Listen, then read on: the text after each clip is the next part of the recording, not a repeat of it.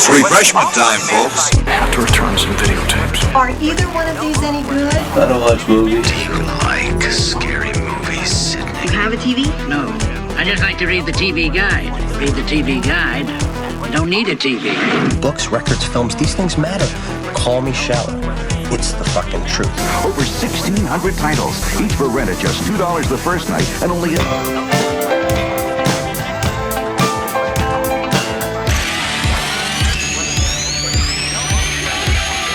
I don't watch TV. Yeah, but you are aware that there's an invention called television, and on this invention they show shows, right? Tonight on 6 Ed World. Okay, I want channels 18, 24, 63, 109, 87, and the Weather Channel. Welcome to the Frog Brothers Podcast with your hosts, Justin and Alec. Hi! Hello! And welcome to episode 46 of the Frog Brothers Podcast? It's a sort of a podcast, but it's also a video podcast. It's a video podcast. Yeah, so episode 46. Episode 46. 46 is an improvement on 45. Yeah, never take me alive, she. Yeah. You'll never take me alive. I'm no rat. Yeah, copper, get away, copper. Hey, you know who else will never take alive? Ding, ding, ding, You'll ding, never ding. take us alive. Dustin Diamond. You might know him as Screech, but I like to know him as the fucking nut job who in the year 2014 stabbed a motherfucker in a bar on Christmas Day. Everyone's like, oh, I'm so sad he's dead. You're like, you forget this motherfucker was not as gentle of a human as you remember from your youth, and your nostalgia for him is a little less.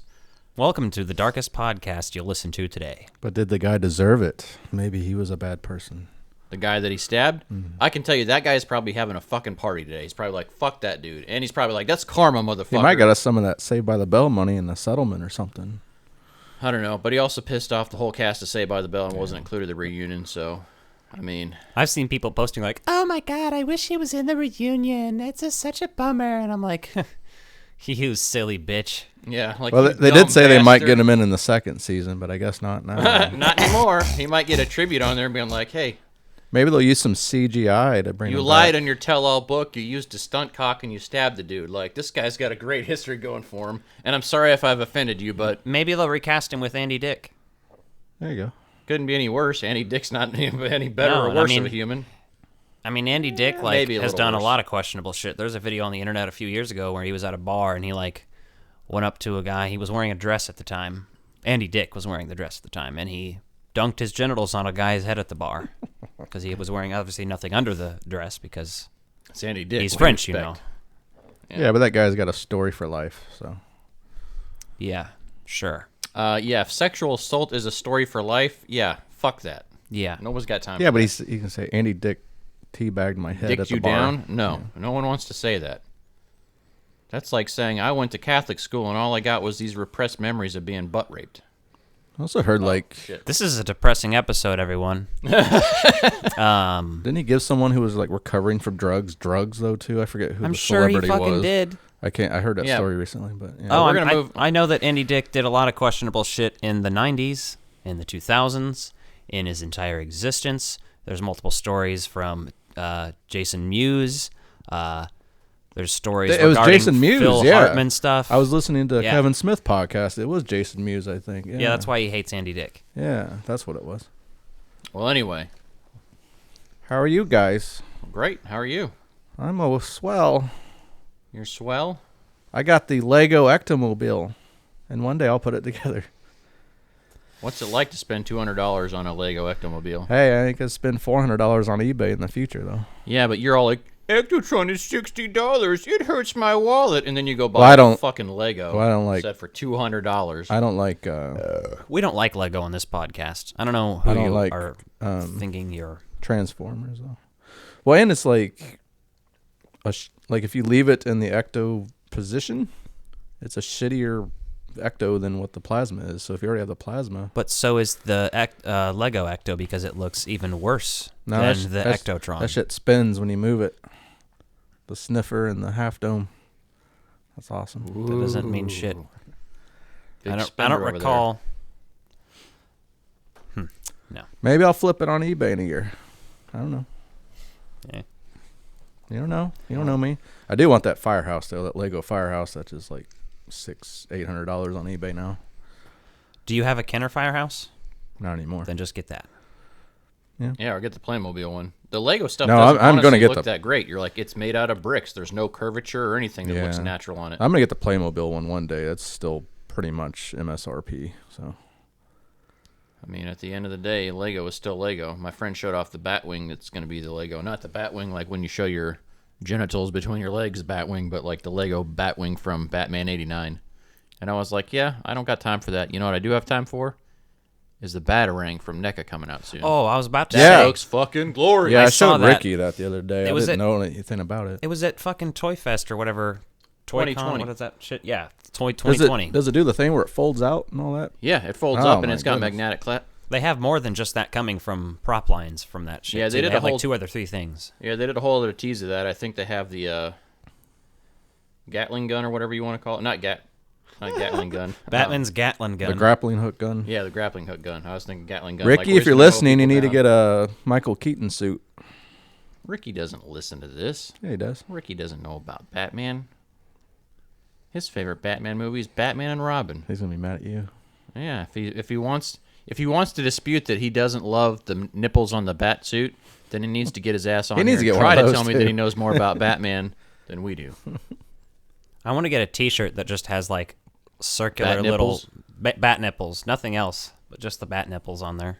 Well, if we ever do that Batman rankings podcast, Did you see that meme that was going around the other day? I think I sent it to you idiots, but the meme of Luke Skywalker milking the Batman costume and drinking the milk. There's just some things you can't unsee, Walter.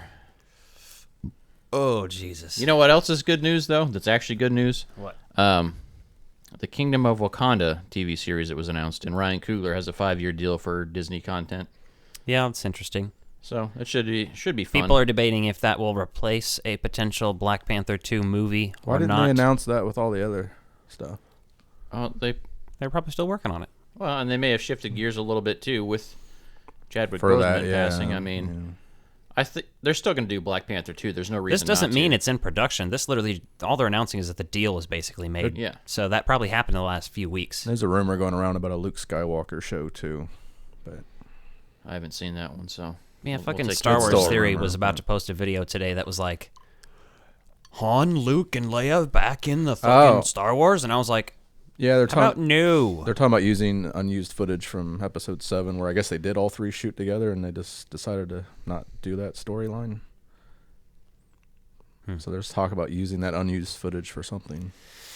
Oh, whatever. I don't give a shit. Gold jacket, green jacket. Who gives a shit? Pretty much. Yeah, I don't think everyone's like, I hope Disney retcons the sequel trilogy. Not gonna happen. It's done.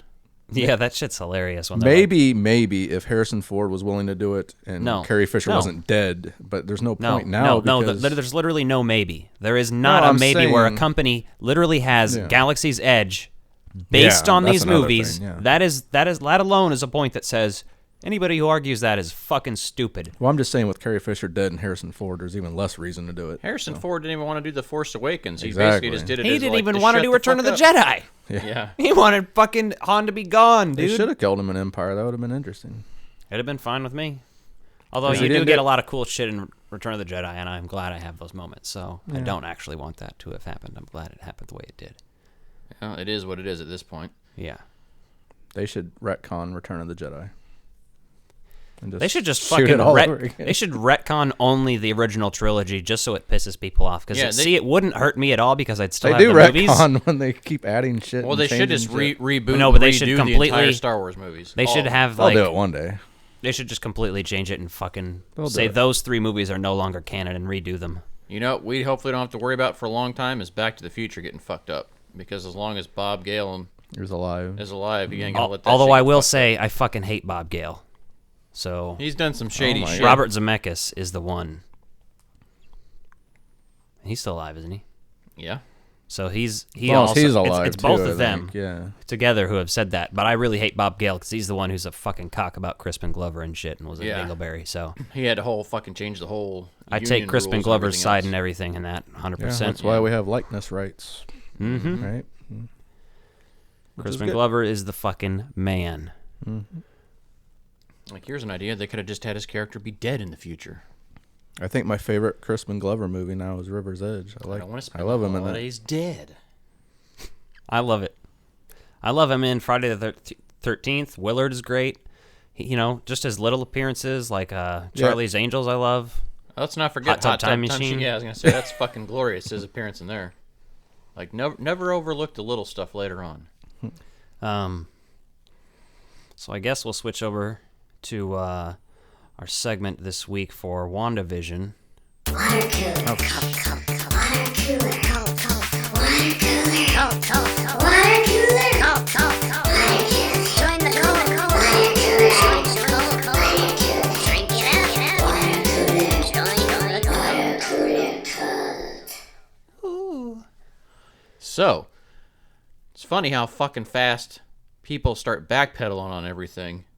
Because goddamn did they backpedal fast after this episode of WandaVision. Everyone's like, oh my god, I love this show. It's like, yeah, you should have been loving it from episode 1, but you want to be greedy. I mean, we were kind of that way. We talked a little bit of shit on it, and I still stand by that stuff. But I knew the whole time, and I think we even talked about it, how these episodes are going to get better after you realize other things. Yes. And actually, Kevin Smith talked about this on Batman.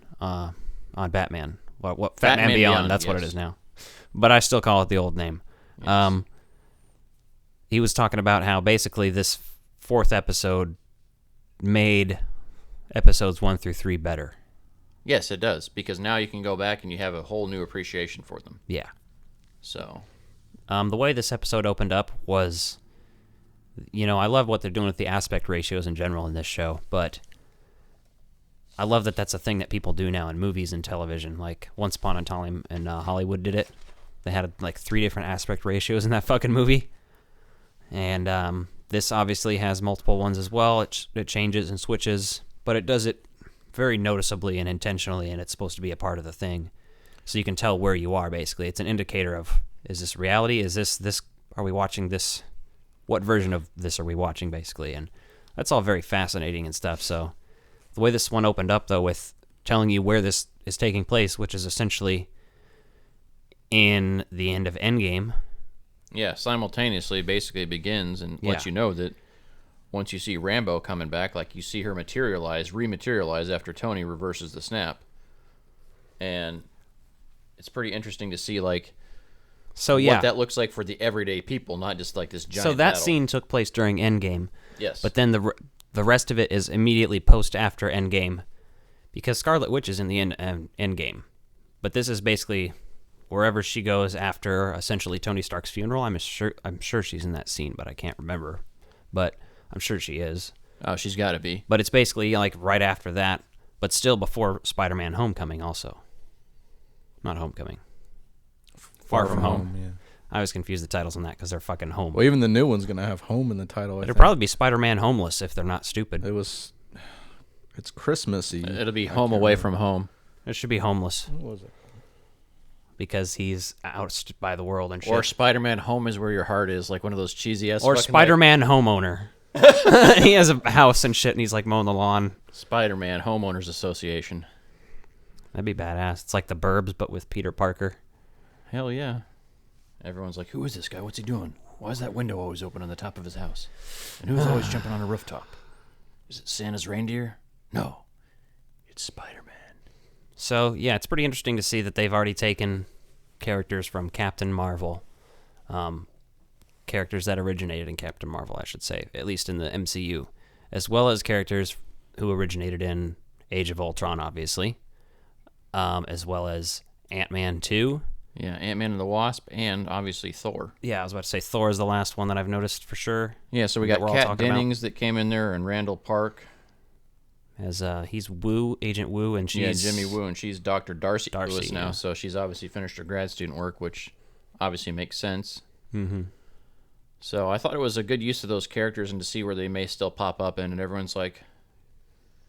well, Agents of S.H.I.E.L.D. did a lot of this kind of stuff. Yeah, but it wasn't to quite this level, because Agents of S.H.I.E.L.D. only had, a little bit of, They kind of were in parallel. They weren't like overlapping at all. Right. Did you guys watch Agents of S.H.I.E.L.D.? I've watched like the first 2 or 3 seasons on Netflix. I never got. I watched a couple bits and pieces, but it wasn't everything I wanted it to be. So it got better. Like it's a slow burner, but for me, it's also one of those series that I got so used to watching a series that was well done in like 10 episodes that like a long full on like network broadcast TV show season just was too much.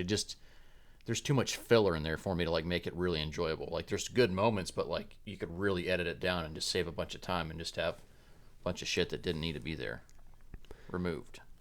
Yeah. The Dead Vision was pretty awesome and creepy as fuck. I like that. Seeing him all grayed out like he was. Yeah, with the stone like Infinity ripped out War. of his head. Yeah. That was cool. Did you see that? What? I haven't watched the new episode yet. I forgot. Oh Jesus! It's okay. It's okay. Oh fuck! We just spoiled it for you everywhere. I think I've seen a few spoilers online anyway. Well, it's finally good, so watch it. No, it makes everything else more. I would actually be willing sustainable. to go back and watch episodes 1 through 3 now, having seen. Well, yeah, this. you're gonna want to watch them now because they're part of the story now that they're understandable. Which is what I was saying from the beginning. I mean, it's we like kind of they're knew that this was Wanda's vision and her way of dealing with the reality she didn't want, and like Eastview and Westview being the city that they're dealing with. It makes a lot of sense in that regard. So yeah, I'm not super upset with it, but part of you also says that you could have done this as episode 1 because it just shows glimpses of the other episodes, and those other episodes would have worked much better after having seen this episode. I think.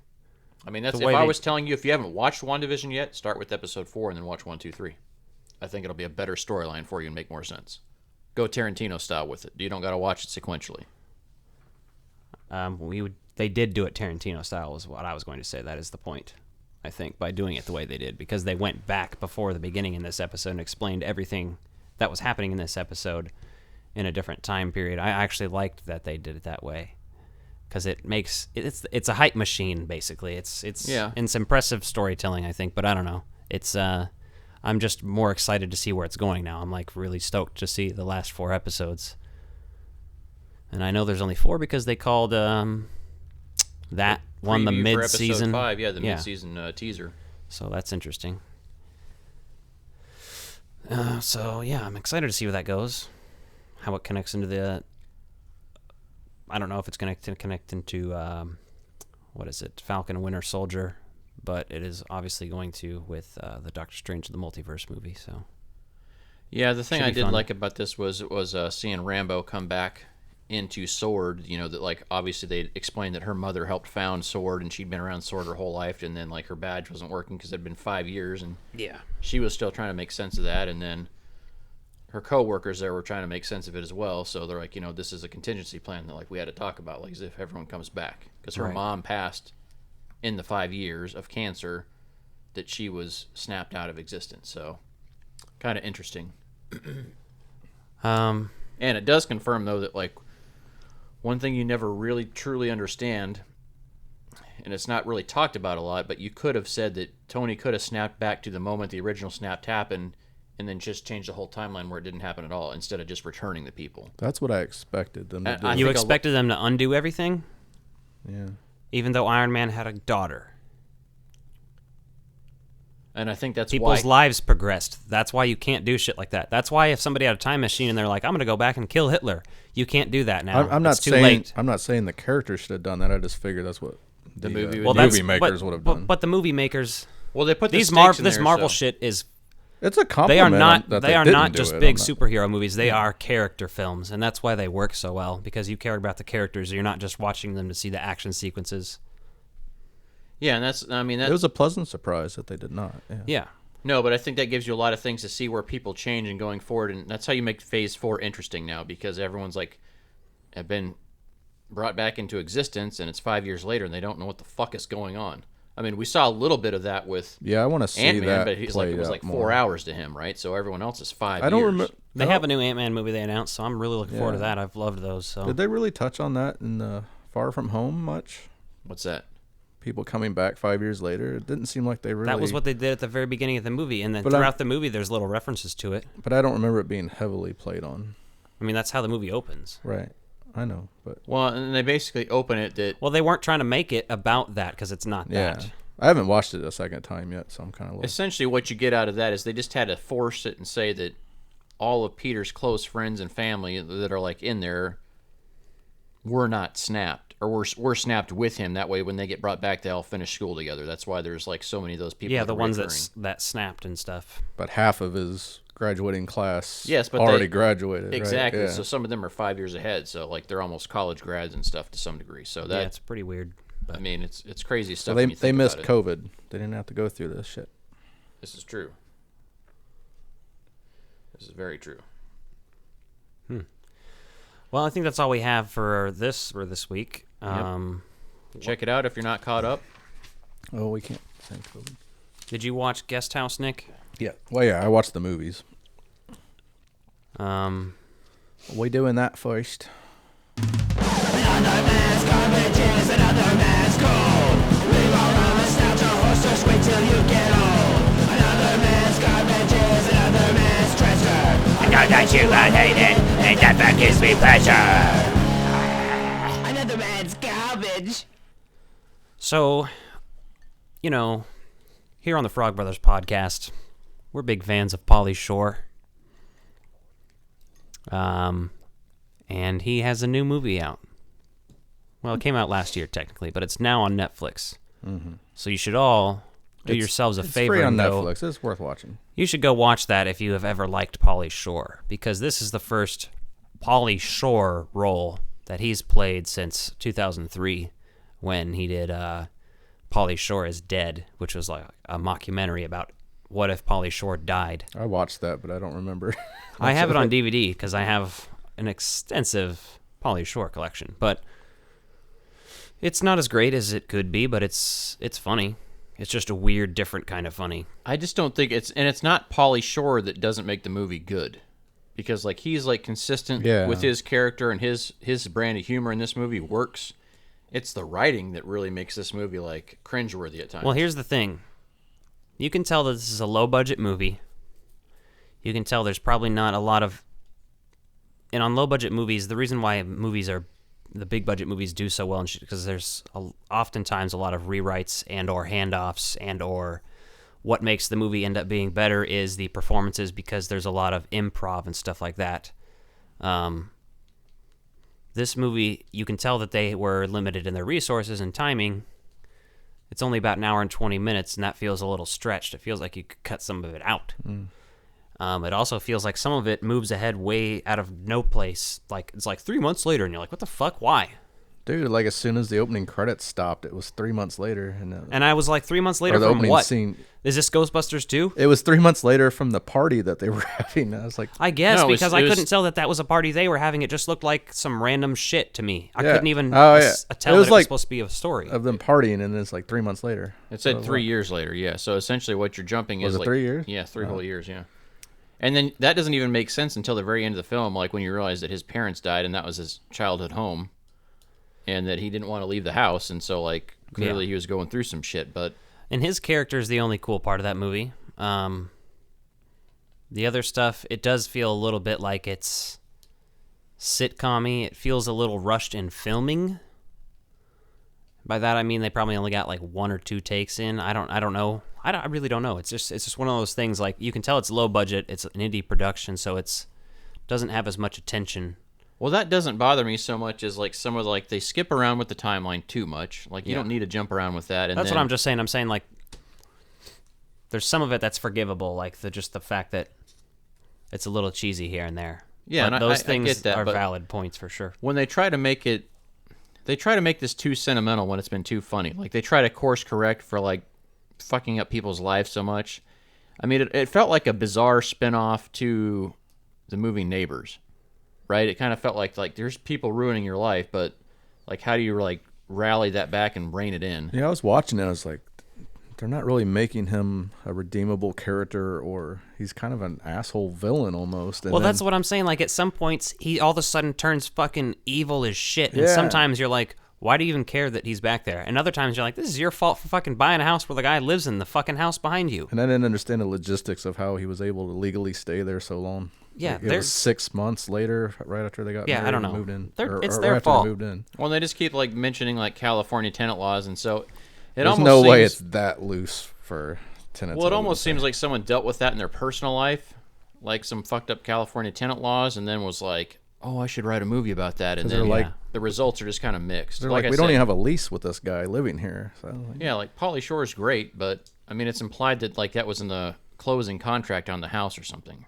You know, they don't really explain any of that, which doesn't necessarily really matter anyway. It's a work of fiction, but yeah, no. But at the very end, they kind of like make him a sympathetic character, so they waited till like the very end. Yeah, I just liked seeing Pauly Shore do Pauly Shore things. Yeah, he was definitely Pauly Shore again. All it is for me. That's all the value it has. Is it's Pauly Shore. And he looks exactly the same as when I met him, with the beard and the. Yeah. He did not have a beard when I met him, but hey. I met him in 2019 sometime.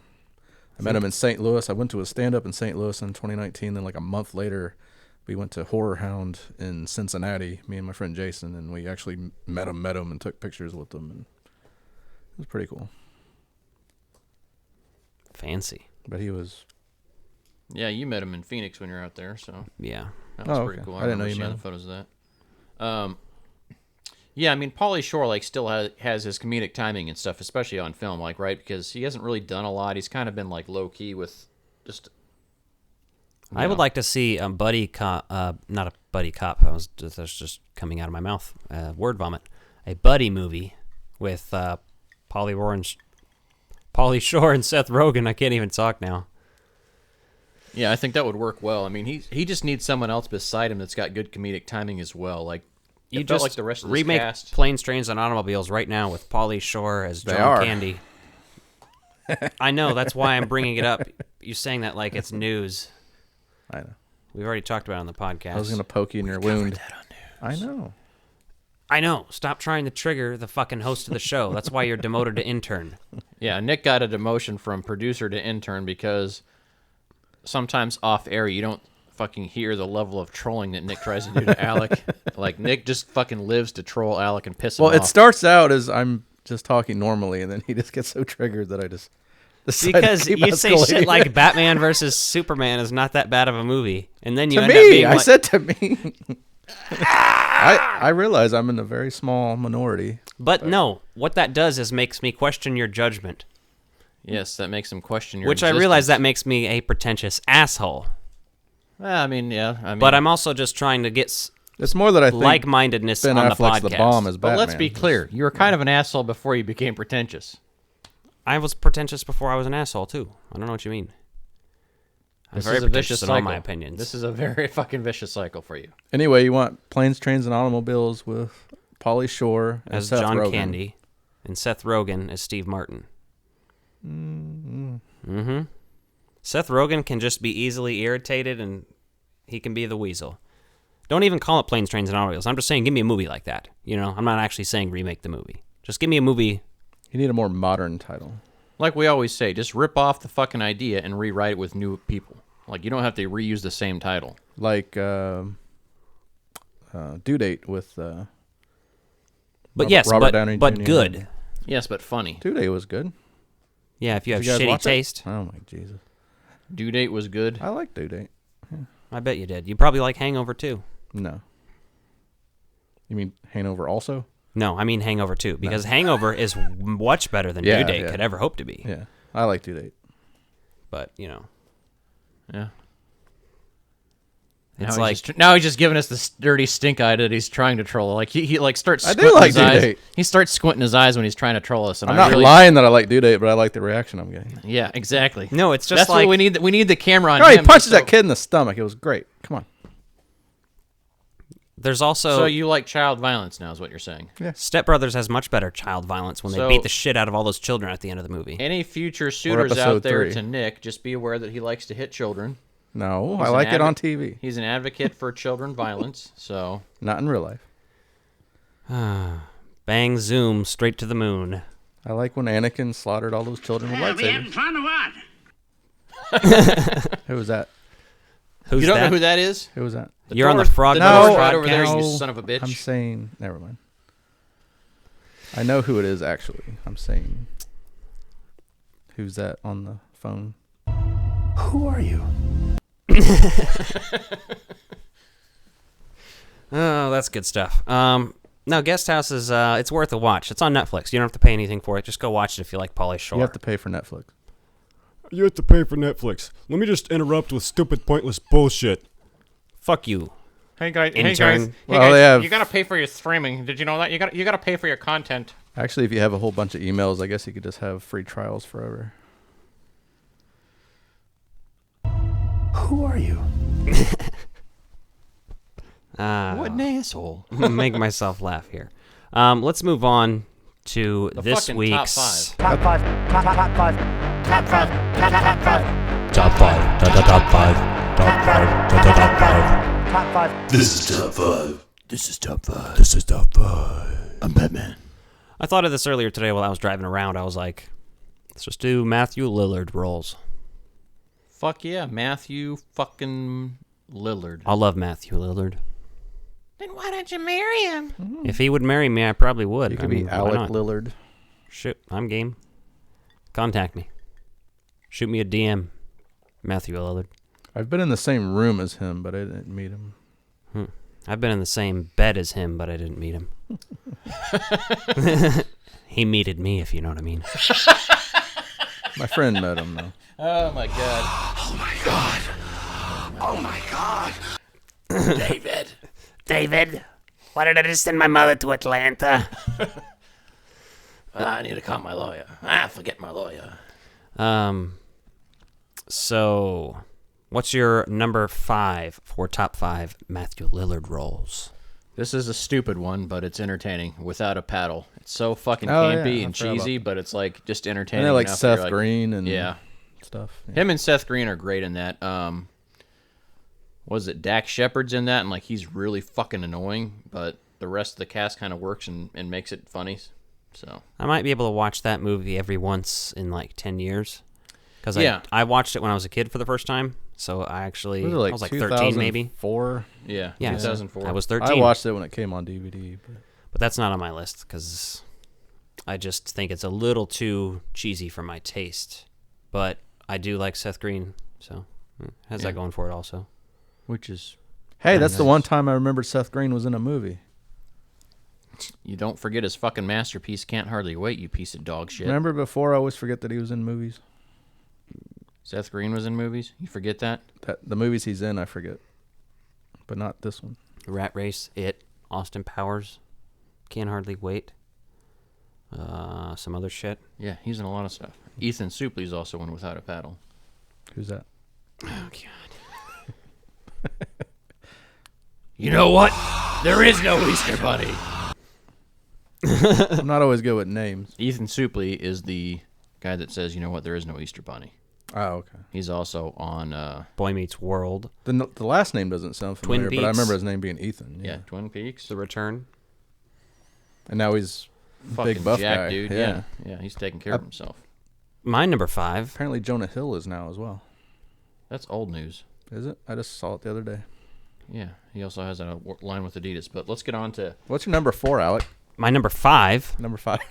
Jesus Christ. Is Dennis Rafkin from 13 Ghosts. That's a pretty cool movie. You can't see this, can you? No. I love this movie. It's underrated, but it also has like a cult following. So it's got that going for it, which is nice. It's got Tony Shalhoub. It's got an interesting cast, but he's the one that stands out to me. Like when I think of that movie, that's who's I think of. Yeah, he's just great in that movie. And it's an interesting concept, and it's funny because he did it right before Scooby-Doo. And it's the 13 Ghosts.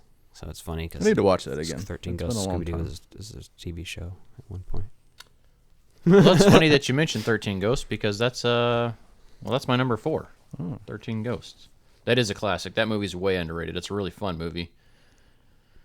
As silly as it is at times, right? But it's it's a sign of the times. It's a good movie for when it was released. Oh, yeah. I mean, some of the CGI and stuff hasn't aged well, but the movie overall works. It works for me. I have it on VHS, too, so it's like the CGI looks better on VHS because it looks shittier. Yes, exactly. So you're like, I can believe enhanced. that. Maybe. Enhance. The flaws are not enhanced. Like Blade Runner. Or Super Troopers, I guess. But I think that's a reference to Blade Runner and Super Troopers. It is. So yes. there you go. My number 4 is Stevo from SLC Punk. Nick's probably never seen that, I have a feeling. You have? My friend Jason watches that all the time, so... It's a hilarious movie, especially if you know anything or were ever into punk music and in the punk scene or had punk friends, anything like that. It's fucking hilarious. And he's great in it. It's not just a comedy, it has dramatic elements, which I always think he's great at, so... That movie's so well done just because, he's always breaking the fourth wall and talking to the audience, and it's like, it's the fucking indie version of Ferris Bueller's Day Off with, like, real fucking darkness going on without it. Oh, yeah. So. Big fan. So my number 3 is Scream. I like his role in that. I think he's good as one of the killers there. I'm feeling kind of woozy here. Stu is his name? Yes. You didn't say his name, Justin. Oh, sorry. It depends on how we do this, but sometimes we'll do top 5 Mathew Lillard films or top 5 Mathew Lillard roles. We decided today roles, so that's why I'm actually naming the characters and what movie they came from. So your list would be different if it was films? It wouldn't necessarily be different. Oh. But films would exclude television. Oh, that's true. Yeah. So, my number 3, Shaggy Rogers from the Scooby-Doo universe. He's been playing this role for 18, 19 years now. He still plays him on one of the current cartoons. And he got fucked out of the new... They didn't get fucked out of it. They just didn't cast anybody. I mean, if anybody was fucked out of that movie, it was not him. It was Frank Welker, who plays Scooby-Doo but not Fred. I mean, fucking come on. But anyway, he even wished that movie good luck and everything. He wasn't butthurt about that or anything. He still plays Shaggy on the cartoon series that started in 2019. And I don't know if they're currently doing episodes or not, but the internet hasn't updated. Yeah. It says it's still current, but even though they've only released 2 seasons. So. But yeah, he obviously originated the role in the live-action movie. Well, there's 2 of them, but the first one's really good, and what makes that movie is him. And I would say what makes that movie is him and Scooby-Doo, but it's him because he was acting to nothing. And not necessarily nothing. Sometimes it's just like a shitty stuffed dog. Yeah, it's like a stuffed, sometimes like a blue stick head just so he could like look at it and any make kind of contact with various things like that they put. And sometimes it would be nothing. But, that's what makes that movie is him. So that's why that's there. And because, he's been doing the role for almost 20 years. He's second only to Casey Kasem. Yes. And that's why he's my number 2, his role as Shaggy. Because he did a great job carrying that movie, right? The rest of the characters aren't. They're not bad. They're not bad, but, like, he's really memorable as that. Like, he's got the walk down, he's got the talk down. Even though, like, his voice isn't, like, a perfect replica, it's become the voice of Shaggy for so many people. Like, there's so many people that just know Scooby-Doo from his stuff, so. Yeah. I think he does great. And then, the fact that he's done all the animated stuff since then, like, has really just owned and championed that role. No, I love that guy so much, Mathew Lillard, while we're just talking about him. It's like, he's one of those few people I have so much respect for in his career because he's done so many different things, and he's great in all of them that I've seen. It just makes me want to go watch movies that I have no interest that he's in. He seems like a nice, down-to-earth guy on social media. I follow him on Twitter, and I retweet his stuff all the time. He's basically just, like, really cool. Yeah, well, he's down to earth for a lot of stuff. Like, he does great stuff with cons and stuff. I've seen a lot of stuff, like, trending about him, like, with how he handles kids and stuff. Like oh, yeah, exactly. Voice and things. Like, he interacts with people. Genuinely enjoys having that role and being known for that role. There's some people that get weird about being a celebrity. Like, he truly embraces it and is, like, there to make people happy. Yes, I love so unique. The celebrities that do that. Just fucking hate it. I assume he was a fan before he got the movie He is no role. Harrison Ford. Let's put it that way. Yeah, that's what I was going to say, too, as an example, because we just talked about him being an asshole about... But that motherfucker crash landed a plane and lived, so I guess he's got that going. He seems to like Indiana Jones, just not Star Wars. Yeah, which is... All right, sure, whatever. Yeah. Moving on. My number 2 is a character by the name of William or Bill Hastings from the television series Twin Peaks: The Return in 2017. And my God, if you haven't seen this, that made your number 2, huh? Just go at least see his appearance in this show and his YouTube, just a compilation of his shit in it, because he's awesome. He's like, plays basically a husband who's accused of killing a woman who works at the school where he's the principal, killing the school librarian. Not actually, I don't think it's a school librarian. It's actually, now that I think about it, it's just the librarian for the town. So, but he's accused of killing her, but he was having an actual affair with her. But he didn't kill her. They were doing some interdimensional shit, running a website that was on the Black Lodge. If you know anything about Twin Peaks, you'll understand a little bit about what that is, or if you've watched the show, you know what I'm talking about, and probably think that I'm explaining it shitty. So, hey, there's that. But you should watch that, and he's great in it. I'm not breaking anything down. I'm just saying he's under pressure, and he's being interviewed by cops in this, basically. And he cries and weeps, and it brings you back to him in Scream when he's doing it. But it's like a whole new level. It's so much better. It's just like, oh, man. Like, he's great in Scream, but this was impressive to see. So, should watch that if you haven't. Eventually. It's so choice. Well, my number 1 is fucking Stevo from SLC Punk. Mostly just because, man, like, that was truly one of the cult fucking films I loved in high school, being into fucking punk music, playing in a punk band and all that shit, and like just that story is so well done. Like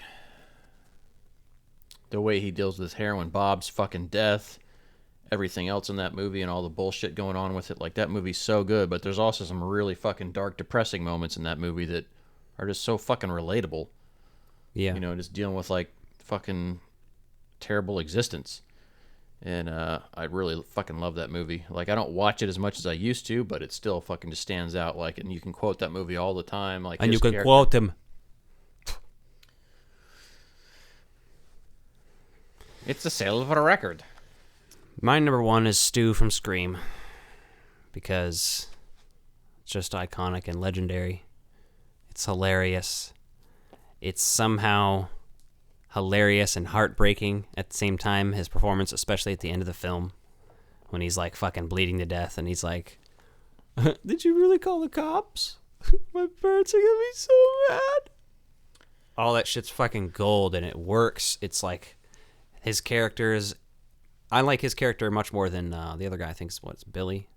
Yeah. But well, Billy's like got a real reason for revenge. Like, he's along for the ride of this, and then like when shit goes wrong for him, like you really start to see his humanity come back, which you hadn't really seen before, because he's kind of thinking the whole thing's a joke the whole movie. Yeah. Which works well. Yeah. I love him in this. That's all there is to it. Nick fucking hates Scream, so he doesn't like the movie Scream. He hates Henry Winkler. Huh? Nick actually says that he puts the scene where Henry Winkler gets killed on loop because he just likes to see that piece of shit die so much. He says like that's days, fucked up and or rude. like fucking Happy Death Day. People are gonna think I'm an anti-Semite too. He said something along the lines of, well, he fucking was in all these Adam Sandler movies. He deserves to die. And I was like, that's fucked. Why would you say that about him? Henry Winkler is a treasure, sir. He's a goddamn American treasure. He's also in the movie Holes. Not the Holes. Not the one you're thinking of your mom, right? But the other one. I believe I'm on record praising the Adam Sandler Halloween movie. So, and that you two guys hated. So yeah, well, maybe you're the anti-Semites. So yeah, good luck with that. Can you say that again for me, Nick? Exactly. Moving on. Fucking muted your ass, bitch. I'm the boss. Exactly. Rick James, bitch. I thought Alec was the boss. Fuck you, Nick. Stop trying to start arguments between the hosts and suck upon their massive cocks. You heard God. God wants you to blow me. I sound like a cult leader. What's your religion called? I don't know. The Hey, cult Nick, of what's cock. your mom's name? It's definitely not named that. Definitely not. Well, Definitely. there's a heaven and hell, so she's going to be the Satan in our story. No. Anyways, so we got. You know what I just watched? Me pulling a can off some moron's fist? Return of the Jedi. Did you see Alien? When that creature was in that guy's stomach? Oh my god! You ever seen that really old movie? Empire Strikes Back? Jesus, Tony. Welcome to Retro Release Reviews. Yeah, if you like that weirdness of Alec doing that, join his OnlyFans. He does even weirder shit. Mm-hmm. All dressed up as Hopper. If you'd like to see this microphone and hear this microphone slide into my asshole, onlyfans.com/Nick's mom. Those links are getting less creative. No. That's the main one. The rest are, it's an umbrella. That's the main one's Alex gaping asshole or whatever the fuck. No, that's not the main one. You guys mentioned that one like at least 3 episodes. Maybe. Before anything else. That's the one no, I'm pretty sure the oldest one is just something like Alex Cock or, something dumb like that. Alex gaping asshole is now exclusively for We've been talking about my OnlyFans since probably like episode 5. Yes. It's a real thing. It's there. So is your mom. Anyway, Groundhog Day came out in 1993 and was directed by Harold Ramis and starred Bill Murray. The end. It was a great movie. The end. Fuck you, That's the all end. I gotta say about it. I mean, fucking what Forrest can Gump you over say? here. You could say that What Bill can you Murray is say? a creep in fucking movies sometimes. You can say that. Most of the time. Yeah. At least, he likes to carry around Thorazine, and he also likes to live the same day over and over and then get to know women and use that to abuse his power and sleep with them. Even though he's not really sleeping with them since the day's starting over, but it's part of his memory, so it is actually happening, unless it's not actually reality. So there's lots of weird shit in this movie. Yes. Although it is beloved, and I do love the movie by nature, but... That being said, there are some amazing things in there. I think the most disappointing thing about this movie is that it fucking ended a 20-year career partnership with Bill Murray and Harold Ramis. They'd worked together on so many different things over the years, and they had... And the fucking irony of it is that Bill Murray wanted the movie to be way funnier and just like less lighthearted and not have as much heart, and then that's all he ever fucking wants to do anymore is like the more interesting roles. Like, right, he really went from just wanting to be the funny guy all the time and have all that to actually wanting to do those roles, and this is really that pivotal transition point, which, Bill Murray went to later on say and admit that this worked because of Harold's direction on it. Now, there are some things in this movie that don't work or don't hold up super well. Let's get back to the mystery van. That's what we do to mark Justin's first voice crack of the episode. Fuck yeah, that's from the game Gex, if you don't remember that on PlayStation. Well, I think the original script was just super dark, though. I don't think it was very comedic at all. No, So that was known for a bunch of rewrites as well, but that wasn't... I mean, I think Harold Ramis read the script for that. They were rewriting it a lot, and then Bill Murray had his own ideas, and unfortunately those two just didn't see it there. But I guess there's also the underlying resentment that Bill Murray and his persona and his success was really based off a lot of his partnership with Harold Ramis, so he felt that, I think he wanted to break away from him at that and like really start doing his own thing, even though Harold was right in this. Which, that's the thing. If he would have just still been friends with Harold, it would have been okay. But if he had just continued to make movies with Harold, per se, and then we didn't get Rushmore, that means we wouldn't probably have Life Aquatic. There's a whole bunch of implications there. I'm not saying I hope to change I'm history not saying at all. you are. I'm just saying that that's why we should be still thankful for history going the way it did. Yeah, there's a lot of things here that went really well in this movie that worked. But at the same time, there's so much dark stuff in this movie. But the dark stuff is overshadowed by the other stuff because you kind of get through it quick, right? There's the whole suicide timeline, like where he's just like, fuck it, I'm going to kill myself. But that happens after he's like, uses his time loop to basically start sleeping with every woman in town that he wants to. He got bored with it and just like, fuck, I want it to end. Yeah, well, he goes from like trying to get laid and trying to use it to his advantage. Then he goes to... He can't get what's her name? Damn it, I don't... Rita? Yeah. Rita. The main woman? Yeah, he can't get Rita to like actually sleep with him. That's what so, it like, was. that's what pisses him off. So then he's like, fuck it, and just starts going on the suicide time loop. But then that's where you really start getting some of the heart in there, which I think is what he disagreed with. I think Bill wanted it to stay in that dark kind of comedic mode where he's got to go start helping people and start being less selfish and start working through those things, which, I don't know, it's fucking... There are 38 actual different days depicted in this movie, but Harold Ramis has been quoted as saying it's probably what he would assume to be around 10 years of Bill Murray living the same day over and over. Before he finally gets it right? Yeah. Yeah. So that's fascinating and Wouldn't fucked you just up. straight lose your mind, though? It seems like he loses his mind and then he comes back around and improves. Like, I don't know. Yeah, I don't know. You just go You insane. could almost lose your mind, but at the same time, you would have fun with it for a minute. Yeah.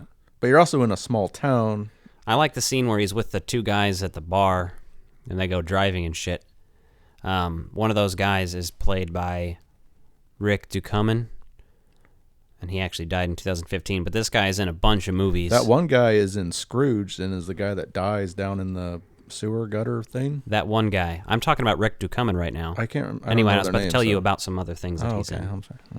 Is that the guy, though, that you're talking about? Or is it the other guy? No. Okay. He's one of the guys that they drink with at the bar. Not the homeless guy. No. One of them is the guy that dies in Scrooge. I'm not talking about Scrooge at all, so that... But I'm saying... Shut the fuck up! That guy was in Scrooge. Anyway, Rick Ducommun plays the Spaceballs guard on the planet that's yelling at them with his fucking helmet down and shit. You can hear it in his voice, but he's also in Die Hard, The Burbs, Gremlins 2, Encino Man, Blank Check. He's the limo driver. Oh, okay, so he's had a lot of bit roles, so he's really Scary well known for Movie. that, yeah. He's Cindy's dad. Know what about Scrooge? One of those guys is the guy that dies in the... Which one? I don't know.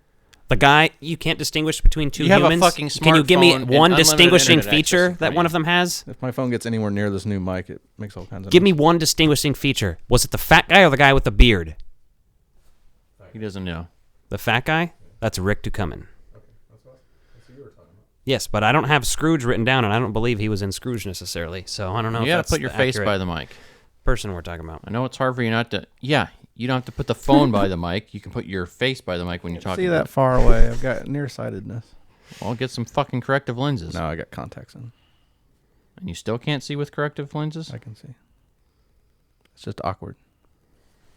Not any more awkward than you putting that microphone in your mouth and us having to mute it. Thank God we don't have video of that. Right? Oh, man. So Chris Elliott plays Larry the cameraman. Yeah, Chris Elliott's good. He's in Scary Movie 2. Yep. He's also in The Cabin Boy. That movie's so fucking strange. He's in a lot of interesting stuff, Chris Elliott. How I Met Yep. Your Mother. He's Lily's dad. Yeah, everyone right now knows him from Schitt's Creek where he plays the mayor. Yeah, yeah. He's funny and he's great. He's an underrated person. He's in he's in another movie with Bill Murray, Osmosis Jones, which we will review at some point because I don't think you've seen.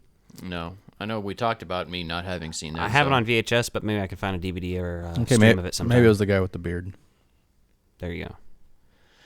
So, this movie, I don't know. I think there's a lot of great things about it. I mean, you just see like Bill Murray's character, but to your point, like with Harold thinking that's like a 10-year gap, like you're right, we're only seeing bits and pieces of it. So, right, it feels like it's kind of jumping around a little bit, but yeah, you know, eventually, like you see him being good, like when Brian Doyle Murray makes his appearance as Buster, and like then he eventually saves him, and then goes on the auction charity and all that stuff. There's a lot of fun stuff that happens there, and you know, then he's learning piano. Well, you know, it's not just 40 nights, because to get proficient at piano the way he did, obviously that would take a bunch of days, and like you see him going through and learning that. So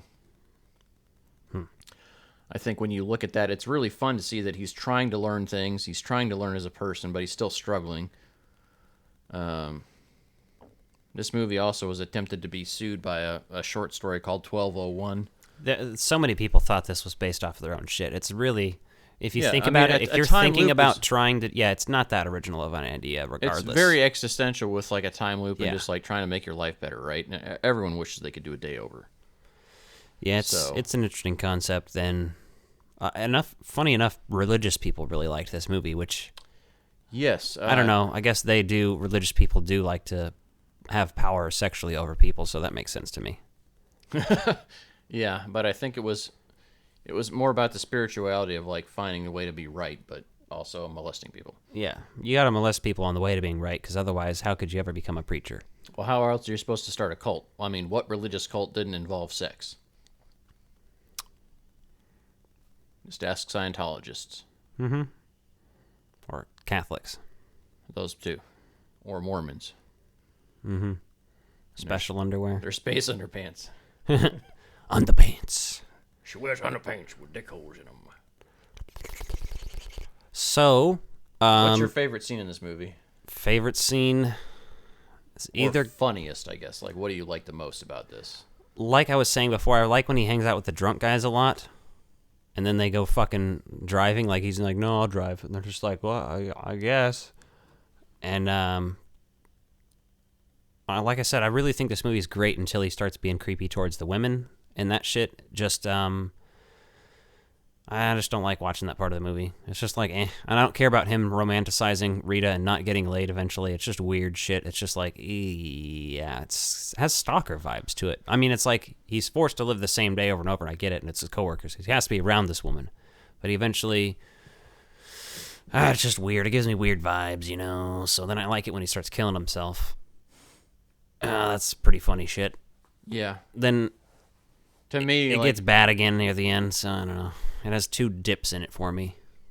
You asked me what I liked about it, and I told you what I hated about it. I think my favorite scene is where he fucking kills himself and Punxsutawney Phil driving the truck. Yeah, that's a fucked up scene. That's one of my favorite ones. I think it's rude you killed the gopher with you. On me in 3. I mean, I think it's fine because he's getting some, like, Caddyshack revenge to me. Like, they actually had more with the gopher, and they got rid of it because they didn't want it to remind people of Caddyshack. Yeah, and that makes sense, right? And they used a real... For some reason, I never thought of that. Really? Really? Yeah. No, and there's some really funny stuff in here. There's even a callback to Vigo the Carpathian from Ghostbusters 2 where Bill's talking about, or Phil, sorry, is talking about how he was like stabbed and yeah, I and thought all this that. sort of shit. I thought that before, including. I'm like last that's night, funny that they have that in there, but I mean, this movie was like he never quartered himself though. I will say it. I love this movie, but Me it too. is overrated a little bit.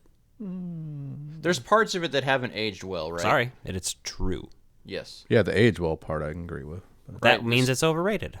Yeah, it does, right? Some of the rapier scenes, like where he's being a real fucking creep, are like, you know, for a long time, like that was just like A-okay by everyone. It's like, yeah, let's treat women like fucking objects and do a bunch of bullshit. And you start to realize that, like, yeah, there's shit you just can't get away with anymore. That, you know, we're more aware. And some people say you're overly sensitive, but at the same time, it's like, I mean, we like to be crass and crude.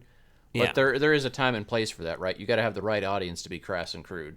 He also wasn't a good guy. I mean, I think he becomes that's the whole a good thing. guy. But that's the whole thing. I don't like that it's a little preachy in a cheesy way, like the second half of the movie because of that too. So like when he's not being a creepy molester, it's cheesy as balls near the end, and I'm kind of just like, oh, come on, this could be a little better. Well, yeah, I mean, he has the soft spot for the homeless guy that he sees die every day, and I'll say it. What About Bob is a better movie. It's a hot take, and I don't care, but it is a better movie for me. I'll watch it 100 times over before I'll watch this. I mean, What About Bob is an amazing movie. There's no doubt about that. And you got Richard Dreyfuss. Come on. Yeah. The funny thing about that movie is, like, I get so pissed watching it just because he's such an asshole. And, like, I feel so bad for Richard Dreyfuss the whole time. Yeah, and it's terrible for that's me. fucked up because all I do is relate to Bob because of the mental illness aspect of it. Yes. I'm like the fucking 1 in a million asshole that's like, man, you're really fucking this guy up. Like, you got to, like, really push this guy around. But at the same time, yes, dealing with, like, depression and other shit, like, you do realize, like, both characters on there. He was always nice, and it's like he didn't, like, destroy their house or, you know. I don't think Bill was ever really that big of a nuisance. No, that's a great movie. I just love it because I love seeing Richard Dreyfuss pissed and Bill Murray, you know. Well, Bill Murray. Bill Murray. Right? Yeah. That's the one Richard movie where Dreyfuss Bill playing a Murray's straight like man. a pure nice guy. Yeah, and Bill Murray's had such an interesting career, right? I mean, you look at, like, the 80s stuff, the early 90s, and then really with Groundhog Day, you really start to see that shift towards him, like, subconsciously, this came out in, 93? And then Rushmore's 97. So, like, in that 4-year gap, he did some, like, I think he did, what was it? Kingpin. Yeah, but he did a couple other things that were, like, not as memorable for Bill, right? That's that spy movie. The Man Who Knew Too Little was one of them, and then didn't he? What's that elephant movie? Operation Dumbo Drop. That's Operation Dumbo Drop. I think so. No, that's a different movie. That's like where they dropped that damn elephant off. That's that had Danny Glover in it or something. Yeah, it did. Didn't it? Yeah, that's a different one though. What was the? Either way, but I mean, so you see that he took this movie. He didn't like it initially because he didn't get his way. And then you see Bill Murray like come around on it later on, which is a very Bill Murray thing to do, right? Because Bill Murray's fucking hilarious. He knows it, but then he's just like, I'm not going to be that Bill Murray anymore. So he wants to challenge himself, wants to do something different. And then like now, like lately, we've seen him coming back around. What I think happened is the funny guy again. Groundhog Day puts Bill Murray in a place where he's too cheesy and he's not allowed to just be Bill Murray. He is Bill Murray in this movie, but I mean, he's not allowed to be full Bill Murray. And by the time you get around to things like Life Aquatic and shit, like he's full Bill Murray. He's gone full Bill Murray again in that. And like it's a different kind of role and everything, but like Bill Murray 2.0, right? It works and it's great and it fits the scenario and the film works with it. Like he feels kind of out of place, which it makes sense for this movie because his character is not from a small town and stuff like that. That's a big point of the movie, fish out of water shit that he's stuck there. But, I just criticize this movie. I still love it, so don't come at me. His elephant movie was Larger Than Life, which I don't remember that title at all. Yeah, and he inherits that from his dad, who was like a clown, I believe, in that movie. So interesting. Saw that in theaters as well, and Operation Dumbo Drop, for the record. Is that close together? Were they? Yeah, 95. So it was the year before Bill Murray's elephant movie. That's why it's. They're very close in like release and stuff. So. I mean, The Man Who Knew Too Little might be something we want to revisit on this, just to kind of give it fresh eyes. Because I've only watched that like once. I have a budding collection. I think I have over 30 Bill Murray movies, and I don't own that. It's Broken odd. Flowers is a good Bill Murray movie as one. well. Like that's another one where he really just starts trying to do different stuff. But then I think like in the last couple of years, we start seeing Bill become more nostalgic for stuff. Well, yeah, he's doing indie movies for a long time as well as random other shit too. Like he did Garfield around. What year was that? I think that was the late 90s, maybe. No, that's like 2003 or 4. The first one was? Yes. 2005, somewhere around there, maybe. It's at least 3 or 4. I want to say 2004. Because what? Zombieland was 2008? 9. 2009, I just had it open, but I dropped it. You got any regrets? Garfield, maybe. Well, I wasn't going into that. I'm just saying, like, even though he's in Garfield, I think that's like still the same year that Life Aquatic came out, so yes, he's doing whatever the fuck he wants. He's Bill fucking Murray. He does what he wants, god damn it. There he is. He's on my arm and he's on Justin's shirt. He is. Look at that shit. You can't see it. It looks... How the fuck are we going to podcast about Bill Murray movie without talking about Bill Murray? I mean, you've got him immortalized permanently. He's with me forever. So is Did you guys ever watch his pet project back in the 80s at, what was it, Razor's Edge? I did not, but I have read about it. Yeah, I've read about that. So if you have the book, if you like books, The Wild and Crazy Guys talks about that a little bit as well. Wasn't it, what movie was it that he agreed to make so long as they funded that? Oh, I can't remember. Yeah. I used to know that. And then that came right before Ghostbusters, so like after he kind of had a little sabbatical in Ghostbusters, he came back. Tootsie? Probably once, like a long He's in that time too. Ago. Yeah. Not a huge role, but obviously Where the Buffalo Roam is underrated. Like the movie itself is not amazing, but him playing Hunter S. Thompson, he does a really good job, and it's often overshadowed by Johnny Depp's portrayal of Hunter S. Thompson, but like he really gets a lot of the mannerisms and he did it great. Well. That's a good movie still. So, yeah, Bill Murray's just a fantastic guy. What can we say that you don't already know? And if you don't like Bill Murray, or I don't know how the fuck you could stand to listen to this podcast at any point. Yes, but you probably hate our guts. But that's fine. We're used to it. Yeah, fucking haters. Oh my god! Oh my god! I don't think we have much else going on here to talk about. So I was going to say that we will get back to doing Extreme Ghostbusters. We want to get back on that roll here. Obviously, Ghostbusters Afterlife was delayed till November, so we got a little bit of time to get through that series to kind of get there. We'll jump on Jurassic World Camp Cretaceous again. Yeah, we need to catch up on that. We'll jump on that next week. So we might do a little bit more TV shows than just movies for a couple of weeks here as we start getting back into things. Because we got a couple of new series we can watch, and then we've got Extreme Ghostbusters. Yeah. And Wandavision we'll be covering. So. And then we're always looking for suggestions. So what do you guys want to hear? I'll just shout out a few people by name. Edgar, Nathan. What are some movies you want to hear us talk about? Obviously, we've got some Godzilla stuff we really want to get into here as we approach the new release date for that. But we're just looking for ideas of what you guys like. So hit us up, let us know. All right, guys, we will see you later. Frog Brothers. These are my dinner guests. Frog Brothers. Frog Brothers. Frog Brothers. These are my dinner guests. Frog Brothers. Frog Brothers. Frog Brothers. These are my dinner guests. Frog Brothers. Frog Brothers, Frog Brothers. These are my dinner guests. Frog Brothers. Frog Brothers, Frog Brothers.